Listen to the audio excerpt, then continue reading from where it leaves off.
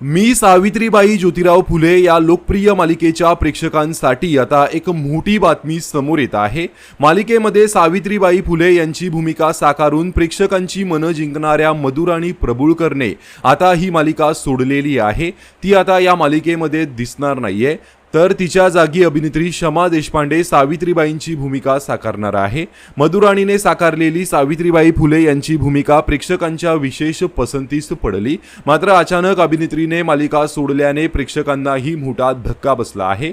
अनेकांनी मधुराणीच्या या निर्णयावर नाराजी व्यक्त केली आहे। स्टार प्रवाह वाहिनीच्या दबावाखाली येऊन मधुराणीने मालिका सोडली का अशी चर्चाही आता सुरू झालेली आहे।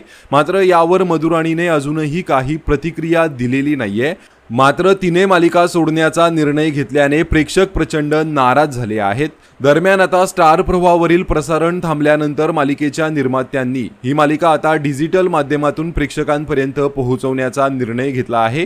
येत्या 20 जून पासून मराठी वारसा या YouTube चॅनलवर मी सावित्रीबाई ज्योतिराव फुले ही मालिका नव्या पर्वासह प्रेक्षकांच्या भेटीला येणार आहे। ही मालिका दर बुधवारी आणि शनिवारी संध्याकाळी 6:30 वाजता प्रसारित केली जाईल। त्यामुळे मालिकेच्या चाहत्यांना पुन्हा एकदा सावित्रीबाईंच्या प्रेरणादायी प्रवासाचा अनुभव घेता येणार आहे।